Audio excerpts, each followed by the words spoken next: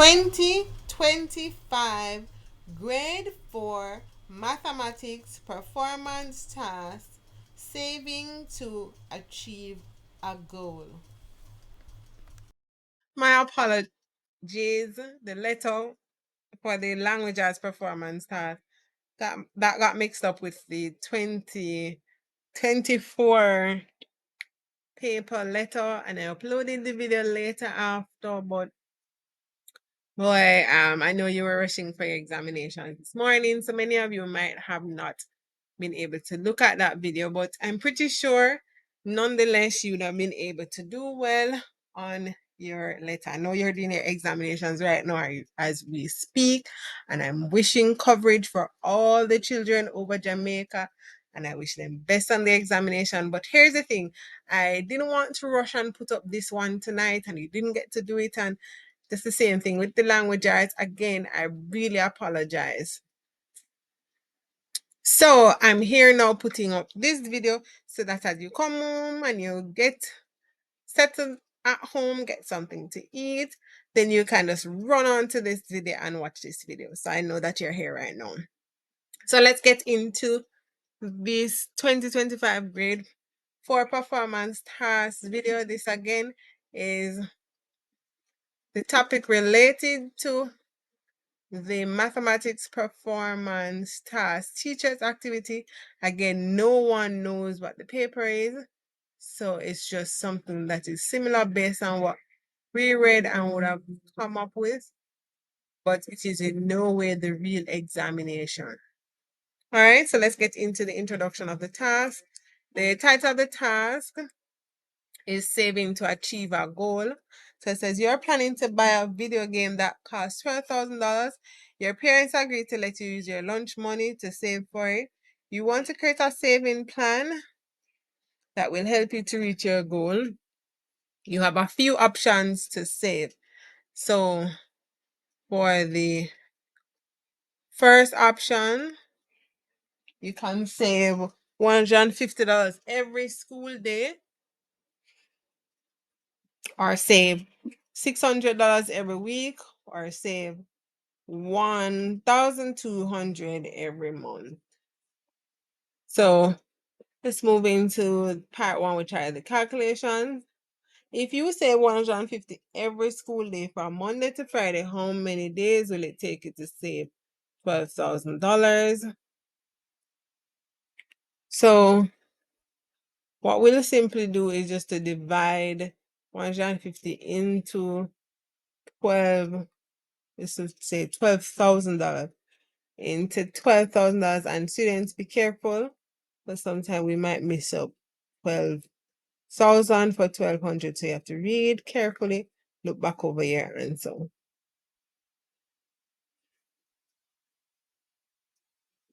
So let me put the working out, and if we save the 150 per day, it will take us 80 days to save the $12,000.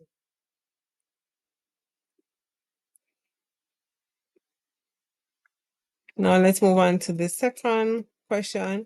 If you save $600 every week, how many weeks will it take you to save $12,000? Again, what we're going to be doing here is just to divide. So we'll divide 12,000 by 600, and that would be 20 weeks.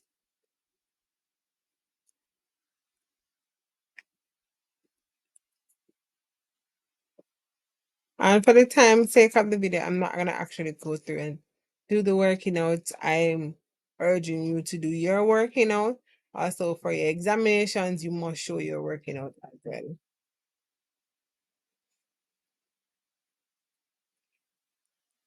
So if you save 1,200 every month,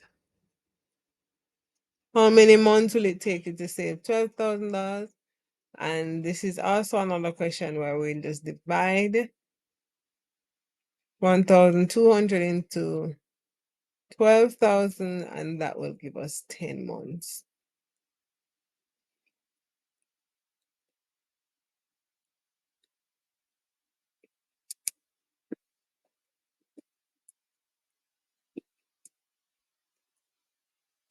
All right, let's move on to number 4.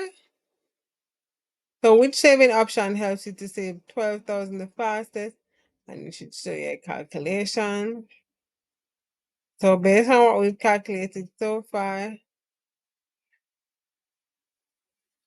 the option that helps us to save the 12,000 the fastest would be the first option, even though it says 80 days and it might look like a lot.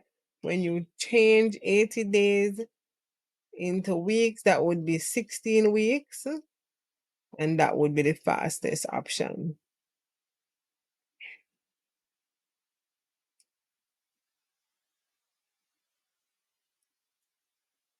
All right, let's move on to number 5. Suppose your parents increase your lunch money by 1/5. What would your new daily savings be? So first we have to find out what is 1/5 of $150, because remember that $150 is going to now be cut up into 5 pieces. So to find that, we can divide 100, 150 is going to be cut up into 5 pieces. So therefore, we can divide 5 by 150, and then we'll get 30. And from that now, we can say we'll add the 30 to the initial amount, which was our lunch money, which is 150, and that would give us $180. I hope you're following. If there's anything that you don't quite understand, just try to play back that part of the video. Okay, so now let's look on to number 6. If you saved $130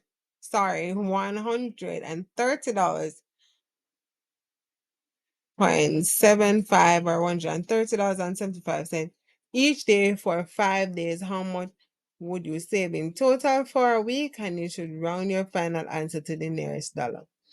So first, we'll multiply $130.85 times 5, and we'll get 653.75. And let me show you how you do the rounding up now.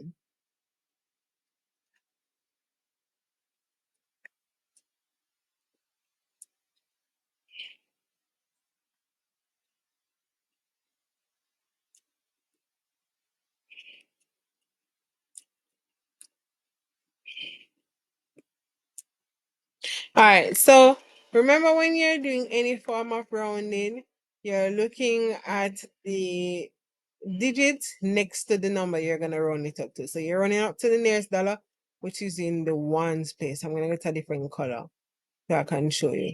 So the digit in the one place is the 3. So we're rounding up this digit now in the tens place to the nearest dollar, which is in the ones place. So the rule for rounding up is to look at this number, and if the number is 5 or greater than 5, we round up, and if it's less than 5, we round down. Now 7 is greater than 5, so therefore we need to round up. And then if you're rounding up to the nearest dollar now, we'll just bring up 3 to the nearest dollar, which is 4, and that's how we got 654.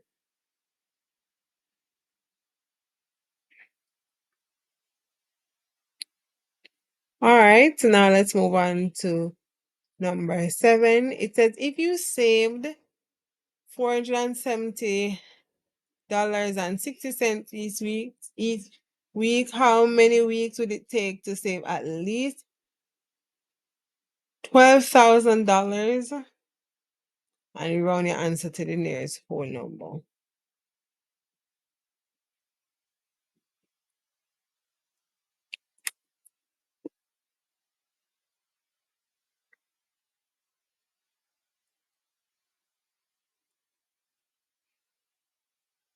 All right, so I'm gonna show you 2 ways to get the answer.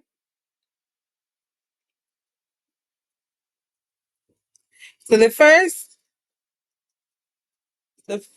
First way to get the answer, you could simply divide 12,000 by 470.60, and then you'll get 25.5. And just like what we did before, if this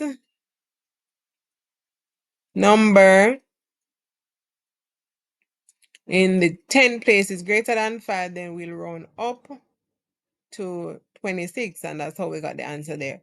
But I know for many of you that it might be a bit difficult to divide with decimal. So therefore, what we will do in this case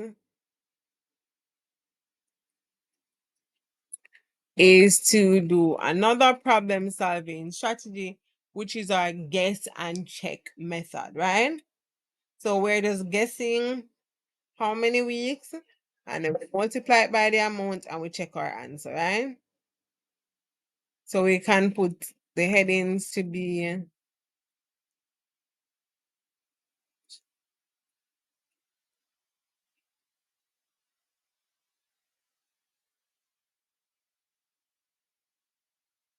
so that division would give us the answer, but let me just show you the guess and check now. So this is the weeks. I was doing this with my student yesterday, so I'm just using what I had here. So this is the week, this is the saving,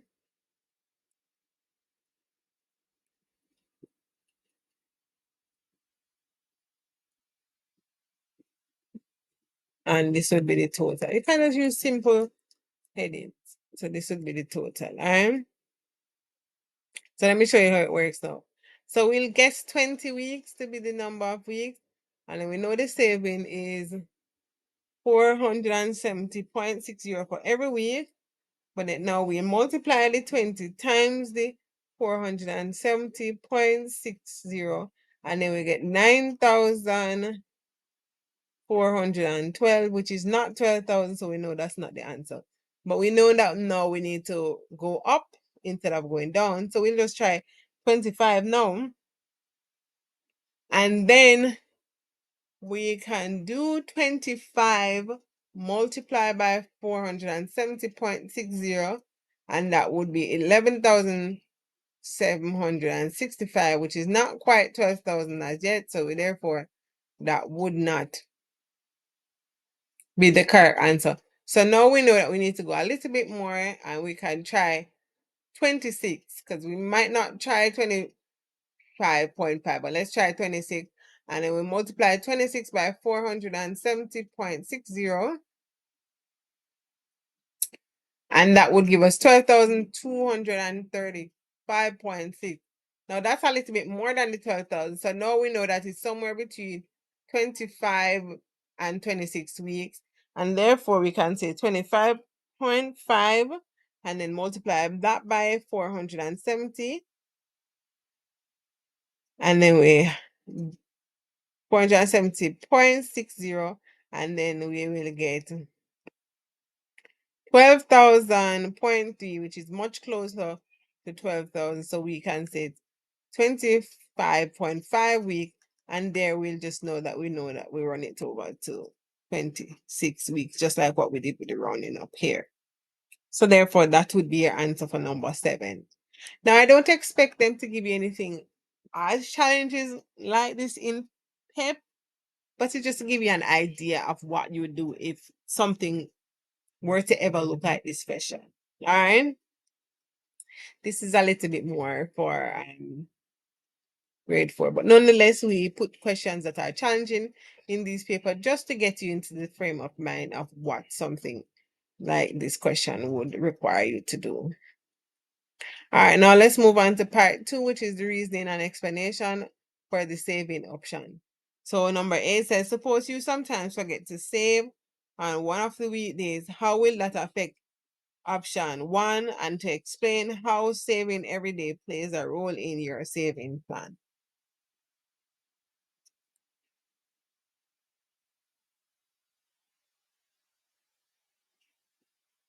All right. So forgetting to save on a weekday means that you will have less that week, which delays you reaching your goal, right? So saving every day is important because it helps you to stay consistent or stay on track to reach your target faster. And this builds a habit and makes your plan work better. So that could be one of your answers. I'm putting it down now in the space provided.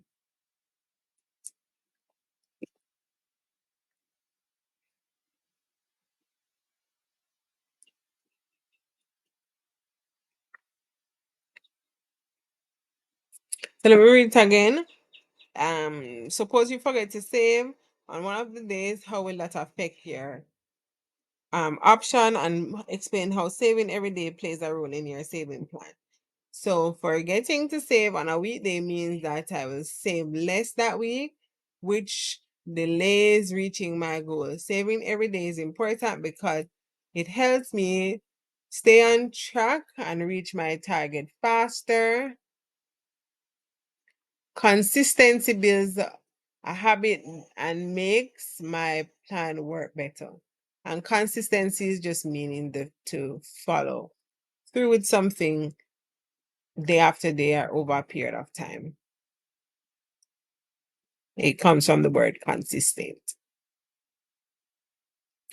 All right, so now let's choose which option we would use and why, and we're going to consider how each option relates to our life and also the calculation.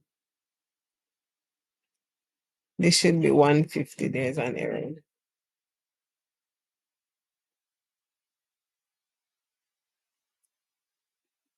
I don't know what happened with the 5 there. All right. So I would choose 150 daily because it allows you to reach your goal in 80 days or 16 weeks, like what we would have worked out before, and it fits better with your routine and helps you to save small amounts more often. So we might not be able to come up with the large amounts, like the 600 per week and the 1,200 per month. So therefore, just saving little by day, that would be a better option, I would assume, for most children. The space is not there, but I'll just put it right there. I was supposed to create a space for that part. All right. Now for part 3, which is the final part, to write a paragraph, 68 sentences explaining our savings goal, which saving option did we choose and why, and how will you make sure you save each day, month, or week. And this is just concluding or wrapping up all of what we'd have done before, right? So your saving goal is to buy the video game that costs $12,000, and we choose to save 150 each day because it helps to reach the goal the fastest. And we'll track the savings. We could do that in a notebook and remind ourselves every morning to set aside this money. And these are just some general things that you could write. And if you ever miss a day, you try to make it up by saving extra the next day. So could try to save an additional $50 or something. And then being consistent helps you to stay focused and reach your goal. And this experience clearly will teach you discipline and how to manage your money, and also help you to prepare for bigger saving goals in the future. I'm gonna put that right now on the screen.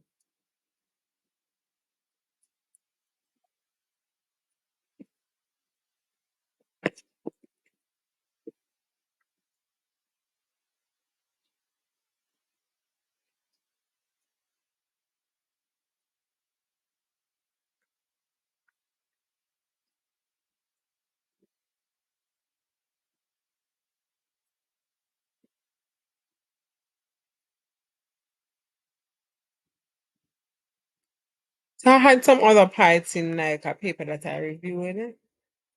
So I didn't need this part here.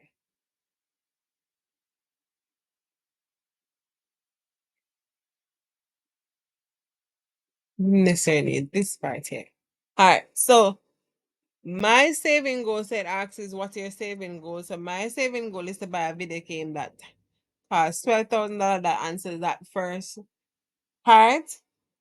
The first bulletin point. Which saving option did you choose and why? I chose the 150 each day because it helps me to reach my goal the fastest, and I'll track my savings in a notebook and remind myself. So this is answering the last bullet point. So we just answered the second with how much, which option would you choose? And then how will you make sure you save each day, week, or month? Then I would set aside my money in the morning and track the savings in a notebook. And if you ever miss a day, you try to make it up by saving extra the next day, because you know that being consistent will help you to stay focused and reach your goal. So again, that is just something that you would put in the event that you're given a question like this. So yes, there you have it, students. That's the end of the mathematics performance task. Again, students, I wish you all the best on your examination. Share, share, share to all the students who you know who are doing the grade 4 performance task examination tomorrow.